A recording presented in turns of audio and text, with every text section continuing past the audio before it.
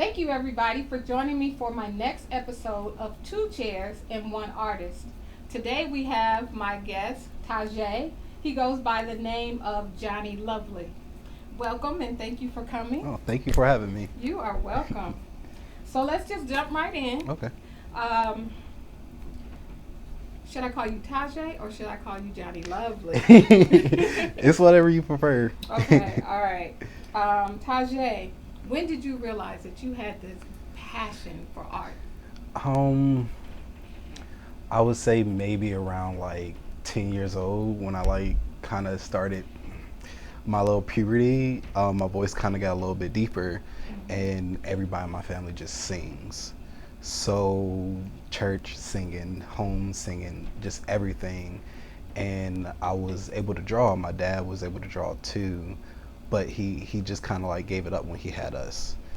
Mhm. So after I lost that, I was just kind of like, okay, I'm just do this because loved it. I couldn't sing, so I found something else that I love to do, and I kept it going. Excellent. Yeah, I like that. Um, where did you attend college? I went to the Art Institution of Charlotte. Mhm. Um, I went for like a year. I kind of just it was me learning fundamentals all over and again. I went to a visual performing arts high school, so I kind of started learning that my college experience felt like high school all over again, and I just wanted to reach out and do something different, and I wanted to learn more because I was a self-taught artist and I was trying to teach myself how to be a fine artist. My mom had met Mariah at an group, and she was like, "Hey, my boyfriend's an artist," and my mom was like, "Hey, I want you to meet some people," and she took us, she took me out to I can't remember the restaurant name, but we went there, and I was like, "Here we go again. I meet some old person that's gonna tell me about something that Right. had nothing to do with what I want to do," Exactly. and they had walked in. I was like, they're my age. Yeah. And I sat down and talked, and I was just like, I never had that experience to be able to talk to people and say stuff that they understood and that they got. Mhm. And I think after the meeting was over, I had looked at Josh, was like, "Hey, do you want to be my mentor?" And he was like, "Your work is good. I don't think you need my help." But like, he helped me. He's still helping me, and he helped me improve and get better at my art. So Josh is my college. That's excellent. Yeah, because Josh is an amazing artist. Hmm. And I think it's important when you find your community Yeah. because that's where you find your support. Excellent. And so this question is kind of obvious. Um, who was the person in particular that influenced your art? Um, my dad, Josh, Pablo Picasso. Ah, Yeah, Pablo. Man, I think one of his quotes that always sticks with me is he said that as a kid he drew like Raphael, mm-hmm. and for me it was just so much pride in that for me, and so much like loving his work and knowing how good he was that it's kind of stuck with me.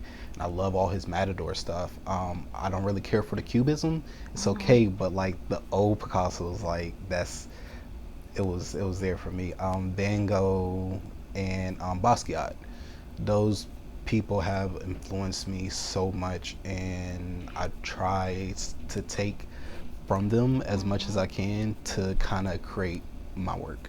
Yeah.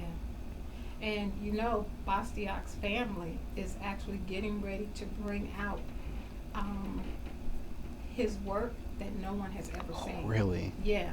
But the time and date hasn't been said. Okay, I'm excited now. Yeah. Yeah. And tell me about your artist name, The Legend of Johnny Lovely. So, It's really unique. when I was younger, it was an episode of Proud Family, Yep. and it was called The Legend of Johnny Lovely, and it was about this kid had met Penny, and he was a gentleman, and he was just an amazing person. He just was very proper, polite, pulling chairs out for females, and just kind of like he was a very lovely person. And the boys were really jealous of him because all the girls just really loved him, and they had got him to expelled from school. So he had a list of all the kids' address, and that's what got him expelled. But what he had the address for was he sent everybody a book on how to be lovely, and it taught them manners and how to be polite and stuff. And when they went to go find him, they found his address, and he lived on Johnny Lane and Lovely Street. And when they went to the house, the person opened the door and told him Johnny doesn't live here. He was rude to them. And so Penny had gave him that book, and he closed the door and he opened back up the door and was like, hey, I apologize. And he became a whole different person. For me, that episode, it felt it like Johnny was Cupid. For me, he taught them how to be lovely and how to love and respect themselves and how to love and respect other people too. I'm a Taurus, so Venus is like my mother. So I look at myself as a Cupid. I look at myself as somebody who is polite, who wants to show love. So I was just like, I need a name because my art, I try to provoke emotions, and I try to kind of show like, hey, I love my art, and I want you to love it as much as I do, and I want you to feel some type of way, and I wanted to reach out to you and tug at your heart. So I was just like, Legend of Johnny Lovely, Johnny Lovely. I was like, that's where we're going. And after that, it just kind of stuck with me the whole entire time. How long have you had that name?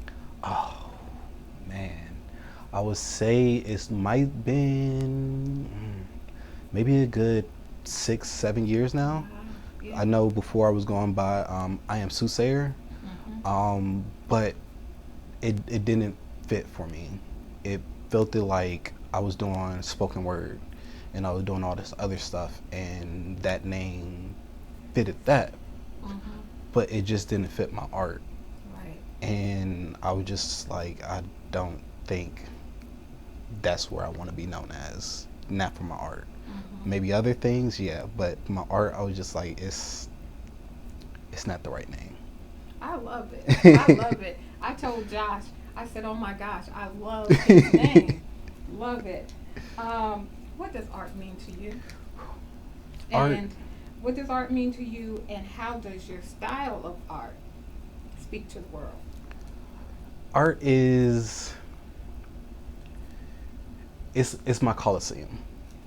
It is my way of fighting demons, pains, just everything. It's a way for me to kind of release emotions onto a canvas, onto whatever I'm doing, and it's my therapy. It is my friend, it's my brother, it's my lover, it's many things. So my art is just everything to me. It is my other side, and without it, I wouldn't be Johnny Lovely. Right. So I know I used to feel alone a lot when I was a kid, and drawing always, like drawing and showing my grandma work that I did from school and stuff, and like seeing her happy and seeing everybody else react to it and how everybody else is happy. I had gave up drawing so many times, and my mom was like buying me art books, how to draw this, how to do this, and I was just like, I don't want this, I'm done with art. Right. But it was always there for me, like even if I didn't want it to be, it was there for me. And my grandma had it hanging up places, everybody had my art somewhere, and I just had to keep on seeing it every single day. And I didn't really fall back in love with it till I was like maybe 15. So it was just, it just means a lot. The way I guess my art and my style for the world is, I wanted to provoke emotions. I wanted for you to think, and you to think about it hard, because for me it means something, but for you it could mean something totally different. It's just about perspective, and I understand that for like everything. So I'll throw little subtle things into my pieces. I'll throw this into it. Sometimes I draw and do stuff because it's very nostalgic to me. Because it was like, hey, I sat down and watched cartoons with my dad, and that's how we bond. Or I watch movies with him, and that's how we bond. Hey, my mom had talked to me about this one day, and now I'm drawing it. Or I talked to her about this, and I'm drawing it. So everything is either nostalgic or it's to provoke an emotion for people to feel better, because that's what it did for me. So I want other people to feel as good as art made me feel, and I want my art to love them. Okay. So basically, you just explained the passion behind your art. Mm-hmm. The passion behind your art is love, and you want to share your love with the world, Mm-hmm. and you want them to share their love with you Yeah. through your art. That's beautiful. Thank you. Um, in regards to your art, we're all coming out of this pandemic. What are a few things that you learned during this pandemic about you and about your art? Um, I learned that sometimes I get embarrassed about some of the emotions that I put on my canvas, so I cover them up. But I shouldn't cover them up anymore, because for other people, like I said, it's perspective. They see it in a different way.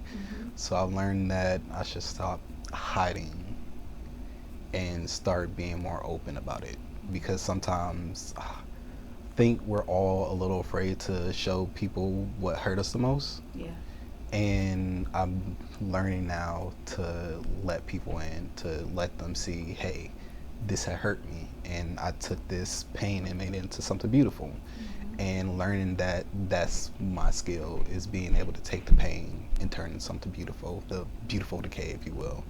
So the pandemic kind of, it forced me to look at myself in the mirror every single day, and it forced me to be like, hey, we love ourselves, and it's time for other people to see it, because they do, but it's time for them to see who we really are. It's time for them to see that, hey, you want to see everything I've been working on that I've been hiding? Here it is. Here go these flowers, this garden, my Eden. So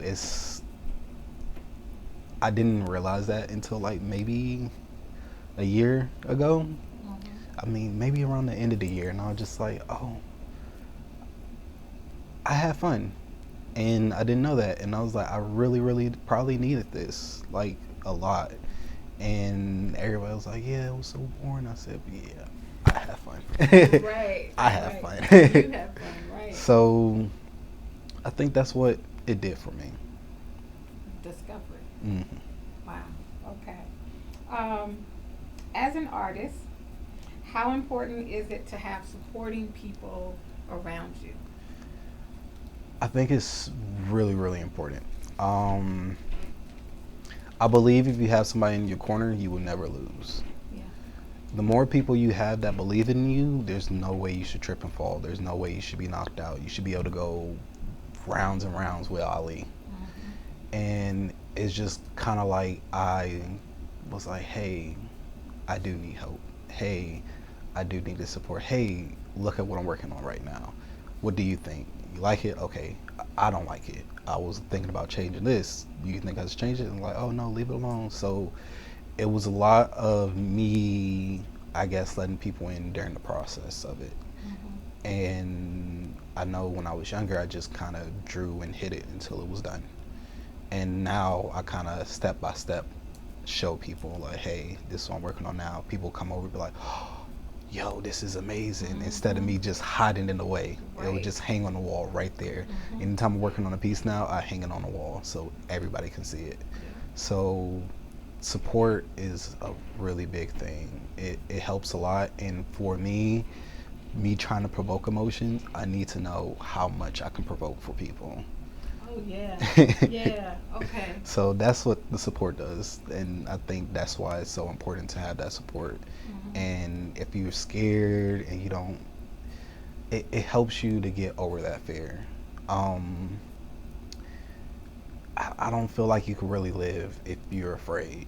And I know that's why a lot of people don't ask for support because they're just afraid. But once you get past that, you're able to live. You're able to go beyond your limits. You're free. Yeah. Yeah. So I think that's what, for me, it was. The support is amazing. And everybody that support me always be like, hey, I appreciate y'all a lot. And I know I don't say it a lot, but hey, I appreciate y'all. Yeah, we know. And then I'm like, yeah, you're really dope. And I'll just be like so happy. So it makes me feel good when people be like, yeah, this is really nice. I really love your work. So I know that keeps me going sometimes. Okay. I like that. If you ran into a young person who saw your art and they were like, oh my gosh, what advice would you give this young person? Keep at it. Keep at it no matter what. It's gonna be some rough roads. I know I've been through the rough roads and I have given up so many times, but for me, I wish I would have kept going no matter what, because it was sharpening your tools. Yeah. So like just being able to keep going at it and letting yourself fall in love with it, it just means the world. So I would say keep going, love it. It's gonna be rough sometimes, but after the rain, it's a rainbow. After this, there's always something beautiful, because when something is labeled ugly, there's something that has to be beautiful, always. So I would say learn that, learn the ugly, learn the beautiful, learn the darkness, learn the light, learn everything, because it will help you out in the end. And for me, I guess that's what my art did for me. It was able to know each side of me, to know the two coins, to know, okay, now that we know these two coins, now it's time for them to sit down and meet each other and love each other. So keep at it, like always keep at it. I like that. Okay, let's talk about your artwork. This is beautiful. Where do we want to start? We can start with this one. Okay, all right. Let's start with this So, this is just a take on a character from Dragon Ball Z. My dad, oh man, we used to watch cartoons all the time. He's a very passionate man, and I am too. The apple don't fall too far from the tree. Both my parents are very passionate, and they just feel a lot with their heart. So we used to sit down and watch shows all the time, and we used to play this game of who did it, why they did it, stuff like that. And my Saturday morning cartoons was always with my dad, and that's kind of the way we bonded and the way we kind of told each other that we loved each other.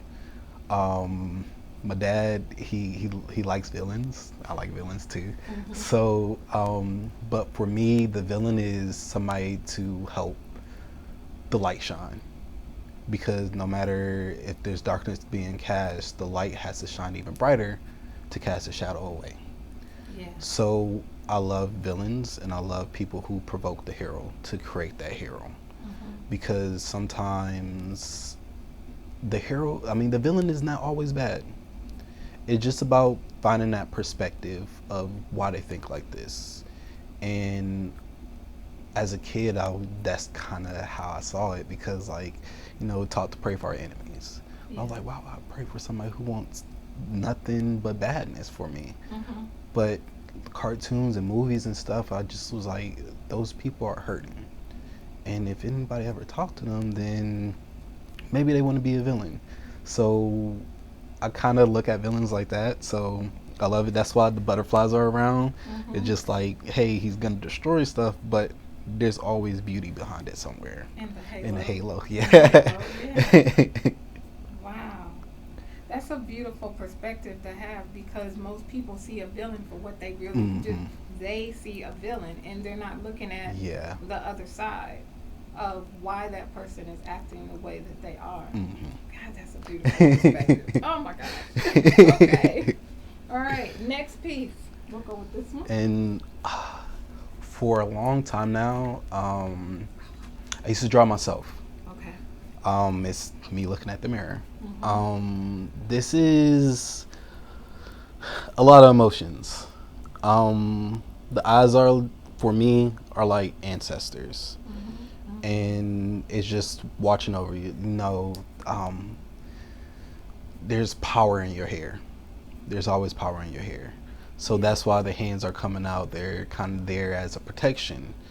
And I wanted to make it kingly because we're all kings and queens. And I was just like, I would need this to be able to see the royalty in it, that there's royalty in blood, which is why I have the red and the gold kind of together. Um, the mouth at the top is kind of like the other side, which is just like, hey, but there's always something deep down inside that's dark. There's always talking and there's always a voice.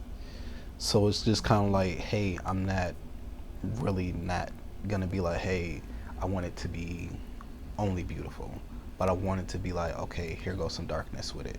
Here goes some pain, because without that pain, the pain made us everything that we are. Yeah. And I just was like, I wanted to provoke emotion, and red is just a very bold color. I usually don't use red because it's just really, really strong for me. Mm-hmm. But I was just like, I need this one to stick out more than all my other pieces, because I need you to kind of be like, okay, how does this make me feel? I know I would walk around at nighttime and I used to see the eyes and only the eyes. I'm just like, that is kind of scary. But like, it was comforting for me because I was like, I know what they are. They're my protection. So I was just like, yeah, I like this piece. So I think that's what this one is. I love it. I absolutely love it. And the mouth up at the top, that's kind of, to me, that's like the chatter. Mm-hmm. The constant chatter that just never stops. Yeah. You know, but the eyes, I love the eyes.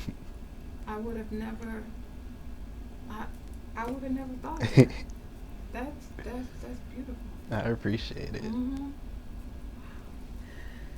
Okay, let's grab the third one. This is why I love doing these interviews. This is amazing. Okay. And this one, I have a love for culture, like everyone culture. Put it here, just in case. Okay. I have a love for just culture. Mm-hmm. And I know at a point in time I was clashing cultures together because Babylon, we were all one at a point in time, and then we started playing the telephone once we wasn't able to talk to each other and we lost that language. Mm-hmm. So once everybody was speaking a different language, we were playing telephone with our beginnings. Mm-hmm. And a lot of culture they're similar, but it just the telephone. So I used to clash cultures together, and I really love the Japanese culture. I really love like the Aztecs and all that stuff. But for me, they were always at war, and they were the ones that like invented weapons and dangerous weapons. So for this, I kind of was just like, I was going through a point where I was just like at a battle, and I was trying to learn to put my swords down, and I was trying to learn how to be a gardener, how to be like, okay, now that I'm tired of destroying things, now it's time to create things. Now it's time to create a garden and create beauty out of it. Mm-hmm. And I remember that for some reason I just kept on fighting, and I'm just like, put it down. So I was learning that the fighting hurts, and this is kind of like showing the reflection of, hey, the war is over and some of this stuff is just in our head. So I try to make it seem like it was very cloudy and just an illusion. And if you see up here, there's a little moon. Mm-hmm. And it just kind of like I was playing with shadows and stuff, and I was like, you know what, I'm not gonna play with the shadows because it's a figment of our imaginations. And the butterflies are always something there for me because it's just the whole lovely thing, and we have butterflies in our stomachs and just stuff like that. So I threw that together. Mm-hmm. And I was just like, so I added like the swords, and I gave it a Louis Vuitton seat, just to be like, hey, this is culture now. Mm-hmm. this is like, hey, my modern take on it, because like I love clothes. It was an artist. He goes by L.A. Van Gogh, and he says that the song goes says this isn't him. He said these clothes define me, but these clothes remind me that I'm an infant find me, make everybody mind me. And it was just like the imperfection, and we hide behind this and we hide behind that, and it was just kind of like clothes make a man, but clothes don't make a man. Clothes help hide the man that's behind it. Yeah. And for me, that's what the swords were doing. That's what the fighting was doing. It was just hiding. And it was just like, nobody's gonna mess with you if they're scared of you. And I was just like, it's time to start fighting, and it's time to put it down, because you're not fighting a war no more. Everything is just an illusion. It's time for you to create and show people that there's no need to fight all the time. That sometimes you could just put it down and hug some people, and everything will be better. So for me, that's what this was. I think I had started this like during the when everything was going and the cops were killing and stuff and people was marching. I felt it like we were angry, and it hurt me because I didn't want to be angry. I wanted to be upset, but I didn't want to be angry, because then that leads to more anger. Yeah. And I was just like, we have to love each other. We have to be there for each other, and we have to get together as a community, as a culture, so that way we can get better. That way we can help provide and help other people out, so this won't happen. Because we always, after this has happened and this happened and people are hurting us, now we're right back at each other's throats. So just kind of like, I need us to be better, and it's kind of was just like, I need to draw a samurai. So it's been something. There's been a lot of people favorite, and a lot of people haven't really seen it just yet. So now everybody's gonna be able to see it. But it's this is nice. This is nice, and I love how you use the butterflies through your work. Mm-hmm. It's kind of like a signature. Yeah. I like this. Okay, all right. Well, do you have any upcoming events that like you want to share about, or any exhibits? As of right now, no. What I've been doing is I've been working on stuff for me, and what I'm trying to do is I'm trying to put together a show, just something to where just like nobody has experienced before. I have a background in stagecraft, so like I wanted to feel homely, and I wanted to create a gallery that makes you feel at home. And I just been putting stuff together and like making props and stuff and figuring out what drawings to do or what theme I should do. And I was gonna call it De La Beau, which is nostalgic of the mud in French. And was this saying to where a gardener, he had learned to love by gardening. And I wanted to feel like a house, but I wanted to feel like a garden too. And I wanted to be like portraits, like family portrait that you have hanging up in your house and stuff like that. And I wanted people to come and just feel like they were at their grandmother's house. And I wanted people to be able to sit down and look at stuff. So I've been working on that. It's kind of like my introduction to, I guess, who I am, and to kind of show people. So I know I've been working on that. You are amazing. I am just blown away. I'm just blown away. If anyone wants to, so are you selling any work right now? Yeah, I'm selling some work. I know the best way to reach me is through my Instagram, is The Legend of Johnny Lovely. Just reach out. I have stuff on there. I'm always looking to get rid of stuff. Not get rid of Not it. get up, share. Share, yeah. Yes. Because like I have stuff hanging up, and I'm just like, I want this for other people now, because I know that it shouldn't be with me my whole entire life. So so I'm just trying to, wait for somebody to be like, hey, this really spoke to me.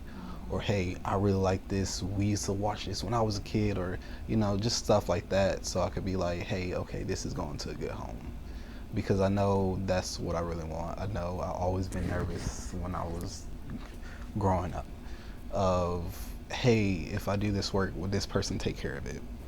Will Yeah. this person not, hey, if they move, will they not forget my work? Because I don't want, well, okay, maybe a couple works. I would like a couple of my works to be missing. So like when I get a real well name that, like, while I'm sitting down, just like, hey, I found this on the side of the road, or I found this here, and like it makes me feel good because it's just like you have something that not a lot of other people have, or you have something that when I first started and you have it. I think that's why I was kind of deep down inside telling my mom, like, hey, I don't want this no more, throw it away, because I wanted to be like, oh, look at that, somebody just throwing that away, and they take it and take it to their house. Because like I always give stuff to friends and stuff because I know, like, hey, this is gonna be worth something one day. Yeah. Just hold on to it. Just hold on. Just hold on to it. Mm-hmm. So for me, just like I want to be able to sit down and know that, hey, I did everything that I need to do. I have inspired who I need to inspire, and I'm sitting there and just like, hey, look, somebody found one of your works. I'm just, oh, I remember that. I drew that when this, and just this nostalgic, and just being able to reach out to that person, like, hey, if you bring it to me, I will sign it, whatever. Mm-hmm. So that's what, just like I want people to enjoy my work, and I want them to be able to look at it every single day. So. Okay. I love it. I love it. And thank you so much for being my guest and for sharing your artwork and what's behind your artwork, what's in your heart. Because I think it's so important for people to understand the mind of an artist. So thank you. Thank you, everyone. And until next week, 2 chairs and 1 artist. Appreciate it. Thank you.